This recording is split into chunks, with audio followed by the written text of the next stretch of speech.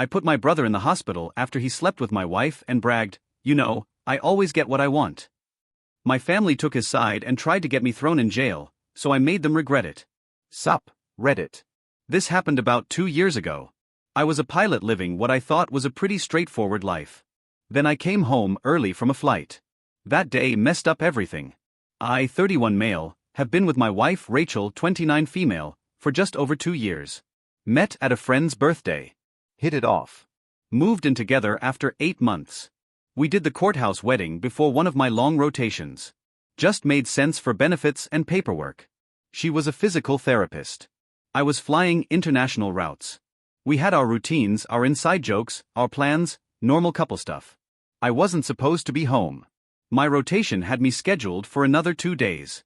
Singapore to LAX, then a layover before heading back. 18-hour flights, cramped cockpits, recycled air, the usual. But my airline had staffing issues, last-minute schedule swaps, and suddenly I'm landing at LAX 48 hours early on a Tuesday afternoon. I texted Rachel from the airport. Home early. See you soon. Read 3:12 p.m. No response. Whatever. She was probably elbow deep in someone's rotator cuff. Physical therapy sessions ran long sometimes, especially with a geriatric crowd who liked to chat about their grandkids while she stretched their frozen shoulders. The house is in my name. She'd been living there for over a year, but she wasn't on the deed or the mortgage. Same goes for my parents' situation, actually. I'd been helping them with their mortgage for years. Nathan, too. Funny how that works. Grabbed an Uber. Driver didn't talk, which was perfect. I just stared out the window at the 405 traffic, thinking about sleep. My own bed, my own shower, maybe ordering Thai food and watching something brainless on Netflix. My neighborhood was quiet when we pulled up. Tuesday at 3 p.m., everyone at work. My house looked exactly like I'd left it. Lawn slightly overgrown because I kept forgetting to call the landscaping guy. Potted plants on the porch that Rachel bought, and immediately stopped watering. I paid the driver, grabbed my suitcase, walked up to the front door, key in the lock, turn, click, door swings open. I tossed my keys on the table by the entrance. They landed with that familiar metallic clink. Rolled my suitcase into the hallway, noticed Rachel's yoga mat was still in the corner where she'd left it last week. The house smelled like her vanilla candles. Everything normal, everything fine. That's when I heard it.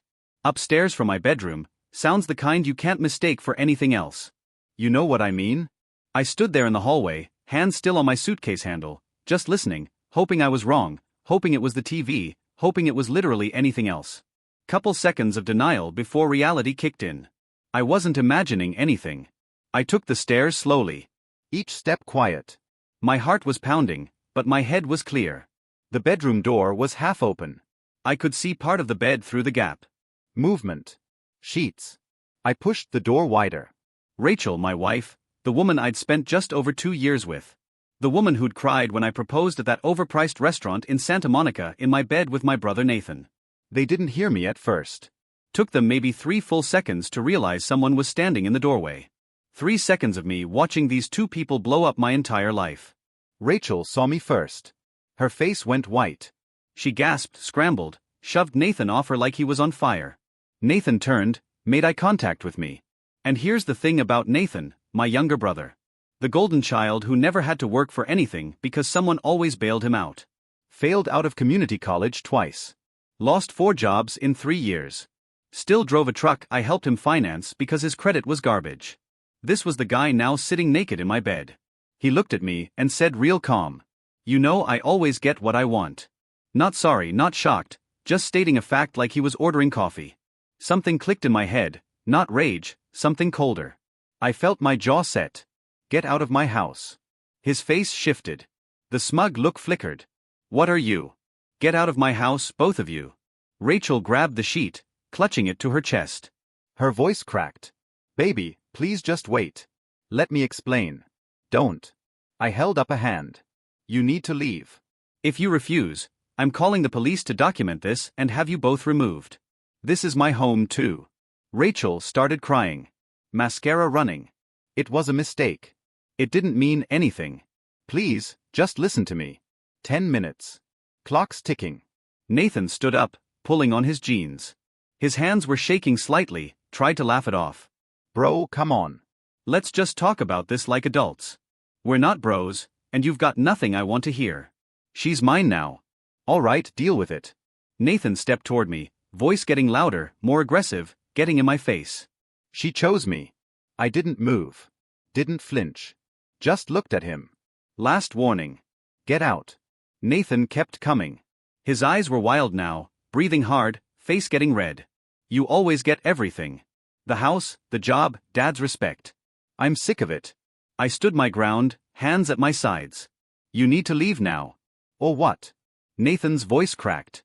He was getting worked up, almost manic. You going to hit me? Go ahead. Give me a reason. I'm going to call the police. Your choice. Just listen to him. Rachel screamed from the bedroom. Nathan, stop. Just stop, please. Nathan shoved me, both hands on my chest hard. I stumbled back but kept my footing. He came at me again, grabbed my shirt, tried to slam me against the wall. His other hand wound back like he was going to swing. I reacted, grabbed his wrist, twisted, used his momentum against him. Basic stuff. He was off balance, overcommit. I swept his leg and shoved. He went down wrong. Head hit the corner of the hallway table. The wooden edge caught him right at the temple. Blood showed up fast. A lot of it. Rachel screamed from the bedroom doorway. Oh my God. Oh my God. Nathan. I stepped back, put my hands up, looked at my brother bleeding on my floor. Don't move him. What did you do? Rachel was hysterical now, crawling toward Nathan. What did you do to him? He attacked me. I defended myself. I pulled out my phone, dialed 911. 911, what's your emergency? My brother attacked me in my home. He shoved me twice and tried to hit me. I defended myself and he fell. He's bleeding from his head. I need an ambulance and police. I gave them my address. I need this documented. He became violent when I asked him to leave. Rachel looked up at me, eyes wild. You called the cops. Are you insane? Back away from him. Don't move his neck. Don't tell me what to do. Spine injury protocol. Move and you could paralyze him. But hey, your call. She froze, hands hovering over Nathan. The dispatcher kept me on the line. Asked questions. I answered every single one clear, calm, detailed. What happened? How he shoved me twice. How he tried to swing on me. How I defended myself. Nathan was groaning now, conscious but dazed, hand reaching for his head. Don't touch it, I told him. Still on the phone with 911. You're bleeding. Paramedics are coming. Congratulations on your life choices. Rachel was sobbing, rocking back and forth. This is your fault. This is all your fault. My fault? I looked at her. Interesting perspective. You were in my bed with my brother, but sure. My fault. We didn't mean for this to happen. Get dressed. You're leaving. I need to go with him. I need to. You're not going anywhere with him. Get dressed now. She stared at me, then scrambled back into the bedroom. The dispatcher asked if Nathan was breathing normally. I watched his chest rise and fall. Yes, breathing is steady, but there's significant bleeding from the temple area. Help is nearby, she said. I could hear the sirens getting closer. The sound bounced off the houses in my neighborhood. Nathan's breathing had gotten louder, more labored. His fingers kept twitching. Rachel came back out, threw on whatever clothes were closest. She kept looking between me and Nathan like she couldn't figure out which one to focus on. Rachel came back out wearing jeans and a shirt, still crying, makeup destroyed. She knelt next to Nathan, but didn't touch him, just kept whispering, "I'm sorry. I'm sorry. I'm so sorry." I stayed exactly where I was, back against the wall, phone to my ear, marks on my chest where he'd shoved me. The dispatcher asked if I was in immediate danger. No, he's on the ground. I'm maintaining distance. Stay on the line until officers arrive.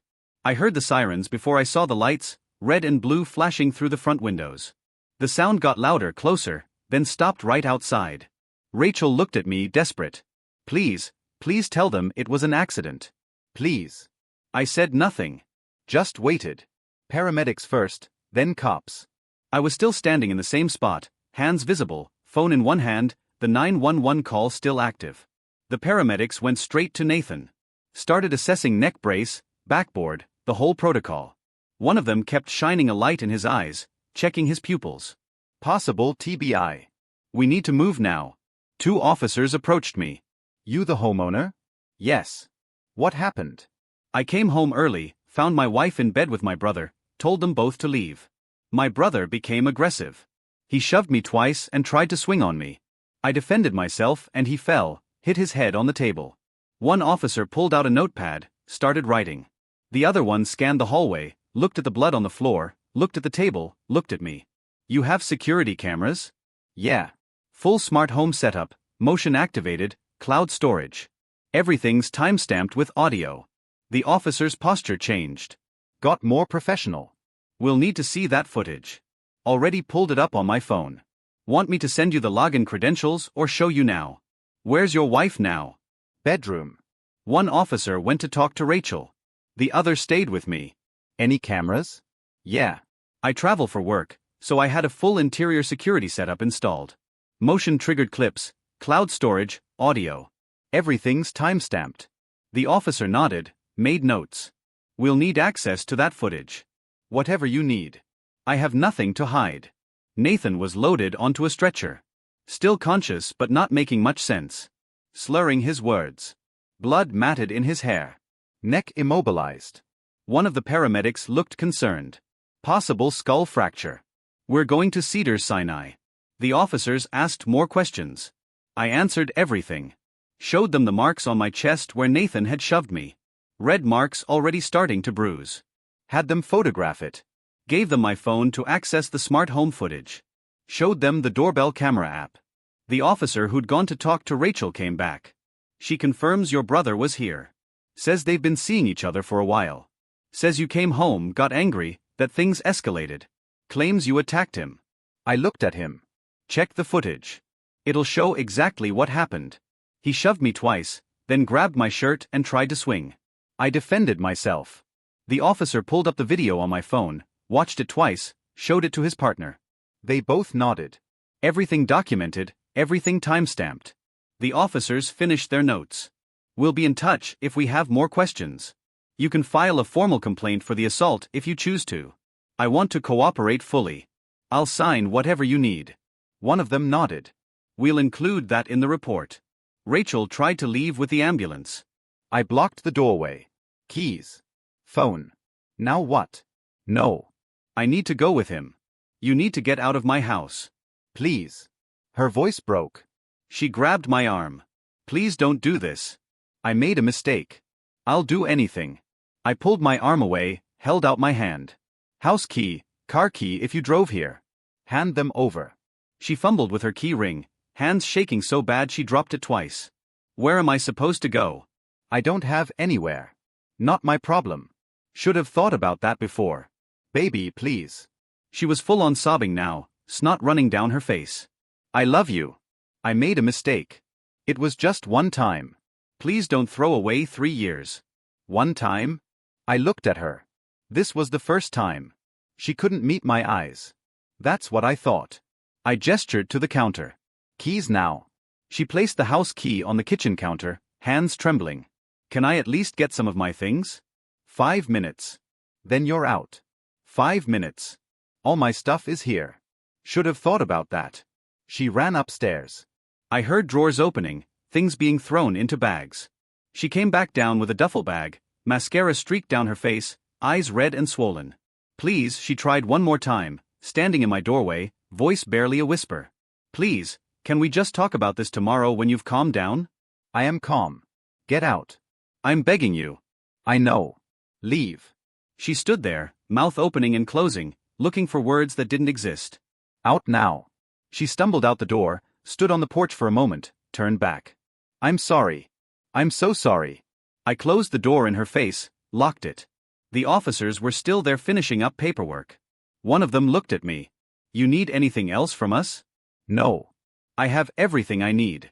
We'll be in touch. They left. I stood in my hallway, blood still on the floor and table. Stared at it for a long time.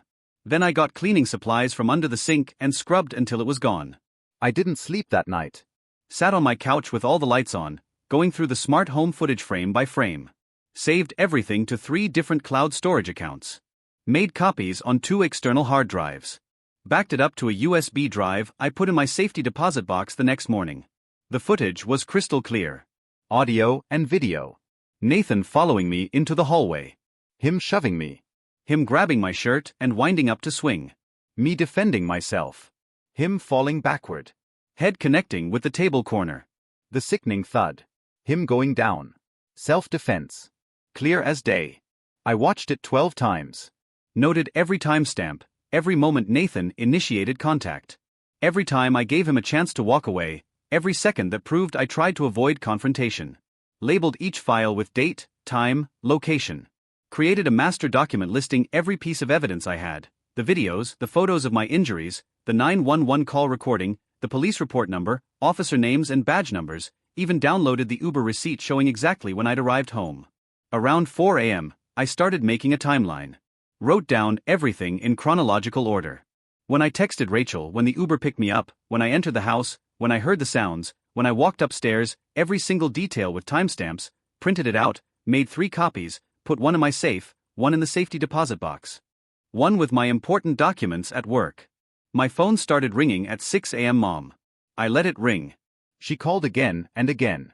Then Dad called, then Emily, then Sophia. I silenced them all, made coffee, sat at my kitchen table. My phone buzzed with a text. Mom, Nathan is in the hospital. Call me immediately. I didn't respond. Dad, what did you do to your brother? Didn't respond. Emily, we need to talk now. Didn't respond. Around 8 a.m., I got a call from a number I didn't recognize. Answered it. This is calling from Cedars-Sinai. I'm calling about your brother, Nathan. He still had you listed as emergency contact from years ago. He gave consent at intake. Are you able to discuss his condition? He never updated anything in his life. Nathan still had me listed as emergency contact from years back. What's his condition? He has a severe concussion and a skull fracture. We had to relieve pressure on his brain. He's stable now, but there are complications. The impact caused some bleeding. We're monitoring him closely. Complications? It's too early to know the full extent, but there may be permanent effects. We'll know more in the coming days. I thanked them and hung up. The calls kept coming. Every few minutes, different family members taking turns. I watched the phone light up over and over. Sip my coffee. Around 10 a.m., the doorbell rang. I looked through the peephole. Mom and Dad standing on my porch. Dad had that look on his face.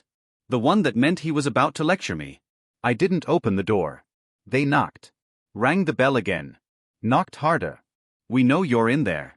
Dad called out. Open this door right now. I sat back down on my couch, turned on the TV, volume up. They stayed for 20 minutes, banging, yelling. Eventually left. My phone buzzed again. Emily, this time we're worried about you. Please just let us know you're okay. The switch from aggressive to concerned. Classic manipulation. I'd seen this playbook before. I deleted the message. An hour later, a new text.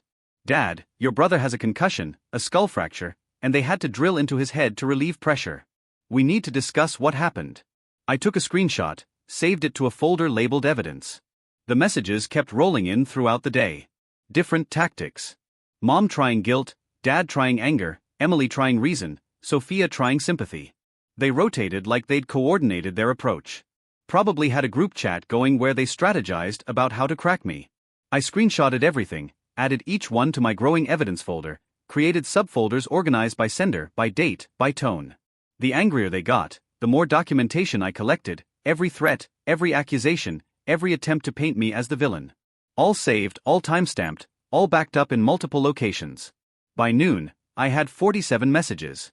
By 3 p.m., it was over 80. My sister sent paragraphs about family loyalty, about how Nathan needed support, about how I was being cruel. Not one of them mentioned what Nathan had done. Not one acknowledged that he'd attacked me.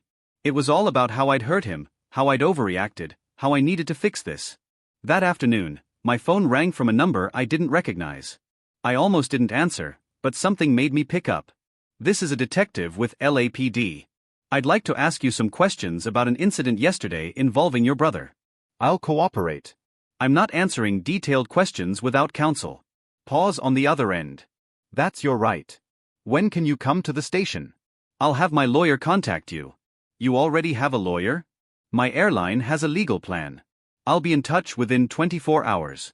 I hung up, called the union immediately, explained the situation. They connected me with a lawyer who specialized in self-defense cases. Former prosecutor, knew his stuff.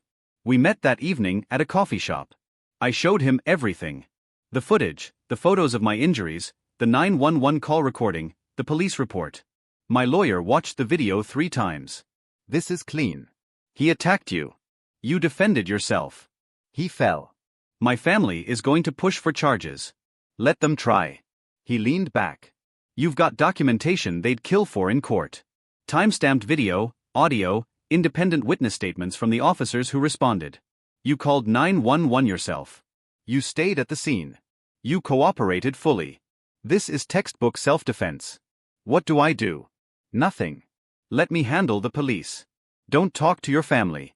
Don't explain yourself. Don't apologize. And for the love of God, don't go near your brother. I nodded. One more thing. My lawyer said, your wife, the marriage, short, just over 2 years. She wasn't on the deed or mortgage. Separate property. I need to file.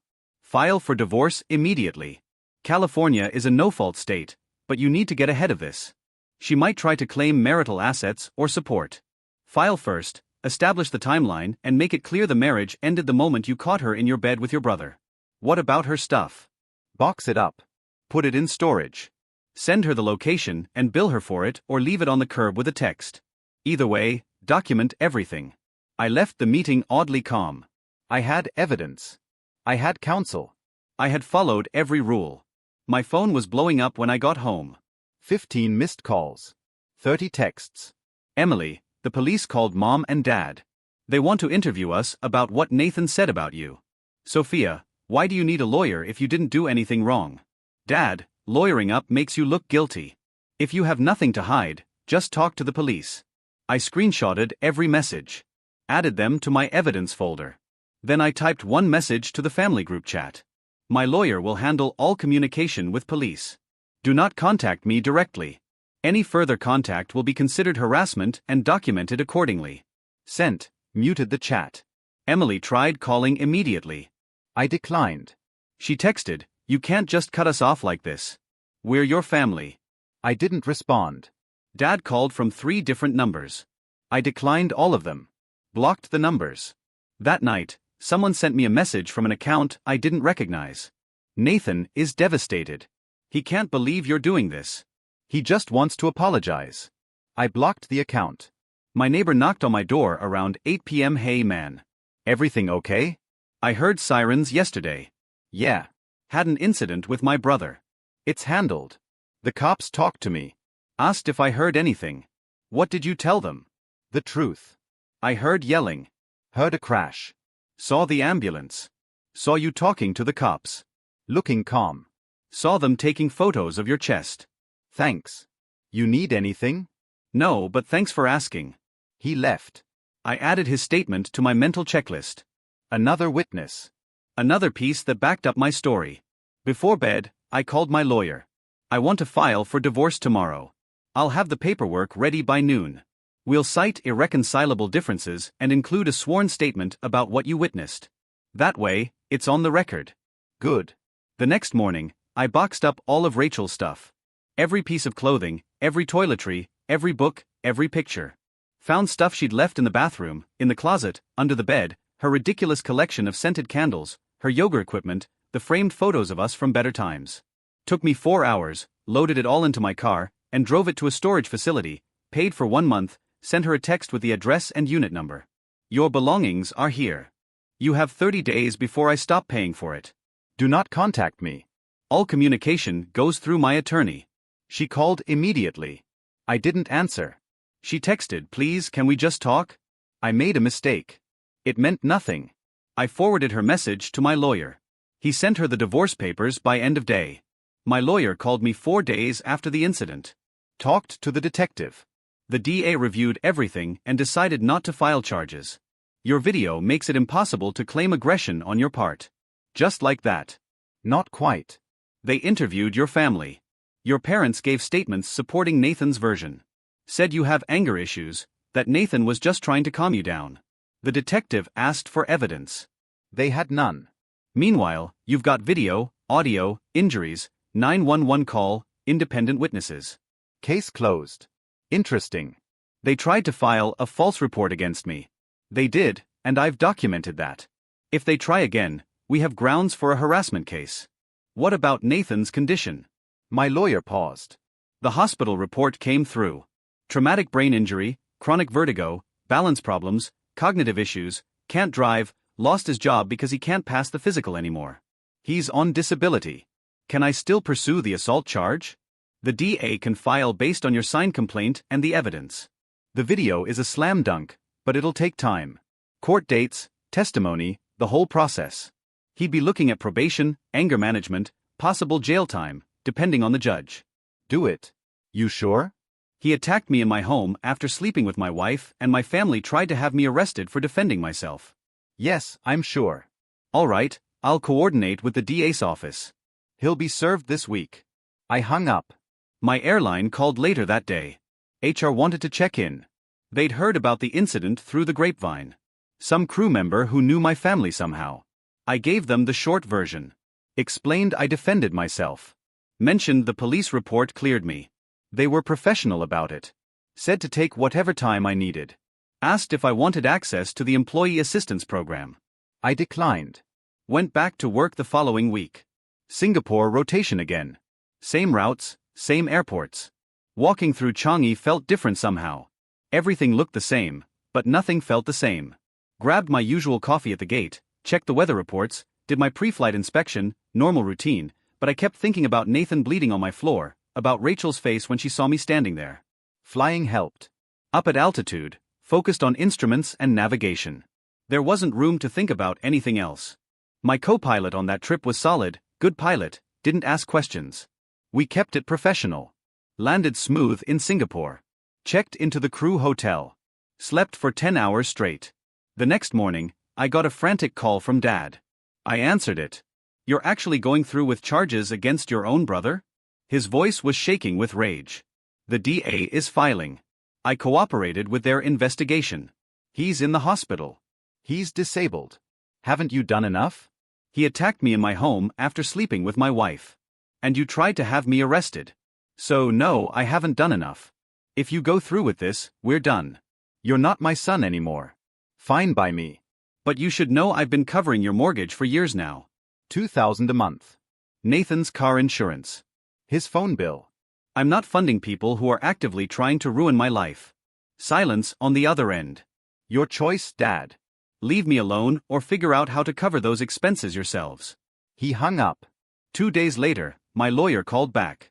Nathan was served this morning at your parents' house. He's living with them now. How'd he take it? The process server said he looked shocked, like he couldn't believe you'd actually go through with it. Your mother tried to refuse the papers on his behalf. The server explained that's not how it works. Good.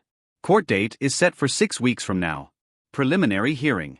Nathan will need to appear. Given his condition, the judge might be sympathetic, but the evidence speaks for itself. The weeks dragged. I picked up extra shifts. Flew to Tokyo, Frankfurt, Dubai. Kept moving. Kept busy. Came home to an empty house and didn't mind it. Started ordering takeout instead of cooking. Let the lawn grow even more overgrown. Stopped caring about the small stuff. The divorce proceedings initially dragged on. Paperwork, court delays, the whole deal. Rachel fought it at first. Wanted spousal support. Wanted to claim she contributed to the household. My lawyer shut it down fast. Short marriage, separate property, clean paper trail. Her lawyer saw the evidence and advised her to settle. Told her it would turn into a public mess if she pushed. The sworn statement about what I'd witnessed would become public record. Photos attached, police reports attached. Everyone would know. She settled 2 weeks after her lawyer reviewed everything. Clean break, no support, no asset split. She keeps what she brought in. That's it. Her lawyer sent one final email. Rachel wanted to know if we could talk just once to get closure. My lawyer replied on my behalf. No contact. Terms are final. Nathan's court date arrived on a Wednesday morning. I showed up in a suit. My lawyer met me outside the courthouse. Remember, don't engage. Don't make eye contact. Let me handle everything. Inside, Nathan was already there with a public defender. He looked worse than I'd seen him at the hospital, thinner, older somehow. The scar on his forehead was prominent, even from across the room. He was sitting down, one hand on the bench for balance. When he saw me, something flickered across his face. Hope maybe, or desperation. I looked past him. I found a seat on the opposite side of the courtroom. The hearing lasted 30 minutes. Video evidence was presented. The judge watched it twice. Nathan's attorney tried arguing that permanent injury was punishment enough. My lawyer countered that assault is assault regardless of outcome. The judge agreed. Nathan took a plea deal right there. Misdemeanor assault, probation, community service, anger management classes, restraining order with no contact terms set for a long time. He stood when the judge read the terms, had to grab the table. His attorney steadied him. When the judge asked if he understood the terms, his voice cracked. Yes, Your Honor. I walked out of the courthouse without looking back. Rachel's career didn't survive. About a month after the divorce was filed, word got around. Hospital staff stopped including her in conversations. Referrals dried up. She started getting scheduled for the garbage shifts. Eventually, she left. Called it a mutual decision. Physical therapy is a small world. People talk at conferences. Hiring managers check references quietly. Someone always knows someone.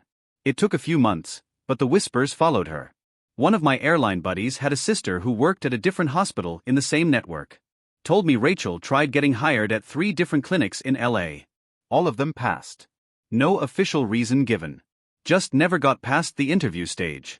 Last I heard, she'd moved back to Arizona, some clinic job making a fraction of what she used to earn, living with her parents at 29. My family kept trying for a while.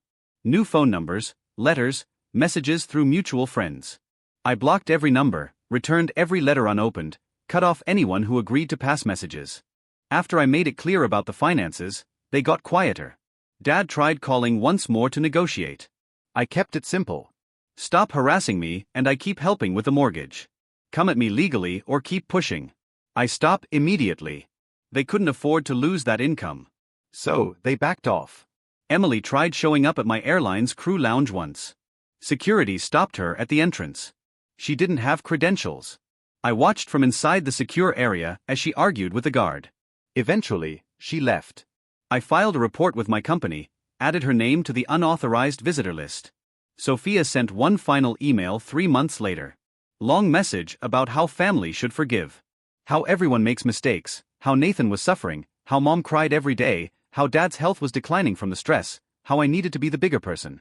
I read it once, deleted it, blocked her email address. Eventually, the attempt stopped. Months passed. I picked up extra shifts at work, flew to Japan, spent a week in Tokyo, started hitting the gym regularly, bought a new car, a Mustang GT with a V8 that growled. Life got quieter, better. Then Christmas rolled around. My new phone buzzed. Unknown number. I answered because I wanted to hear what they'd try this time. It's Emily. Before you hang up, just listen. Mom and Dad want you at Christmas dinner. Nathan is doing better. He's in therapy. He wants to apologize properly. Please come. Will Nathan be there? He's family.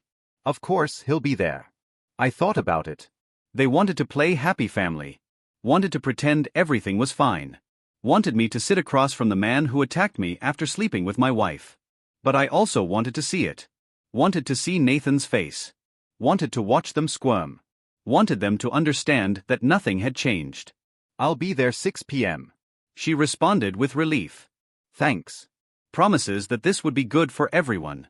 I wasn't going to reconcile, but I needed them to understand something. Spent the days leading up to Christmas running scenarios in my head. What they'd say, how they'd act. Prepared for every angle. Made sure my car had a full tank in case I needed to leave fast. Put my phone on full charge. Had my lawyer's number ready to dial if anything went sideways. Christmas Eve. I pulled up at 5:55 p.m. Cars already there. Emily's SUV. Sophia's sedan. Nathan's truck though. Someone else had to drive him now. I walked in without knocking. Mom rushed over, hugged me. Too long, too tight. I'm so glad you came. Dad shook my hand. Firm grip, lots of eye contact. Good to see you, son. And then Nathan stood up from the armchair near the fireplace.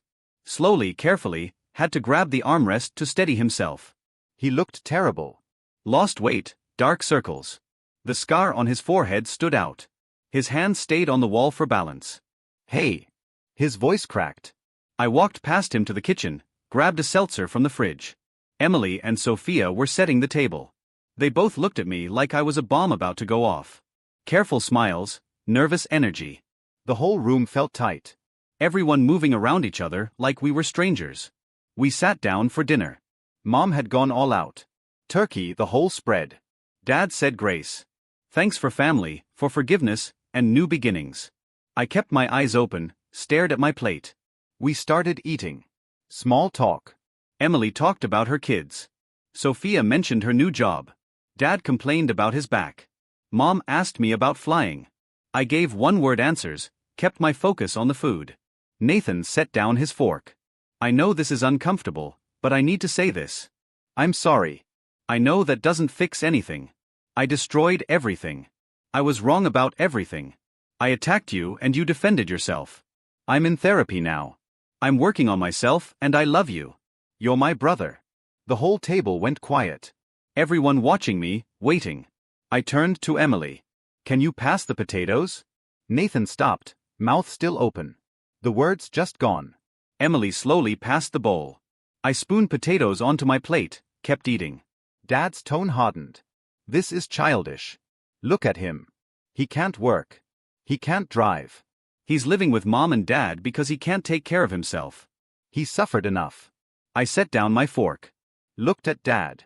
He attacked me in my own home after I walked in on him with my wife. And when I defended myself, you all tried to have me arrested. You knew exactly what happened. You just chose to believe I was the bad guy.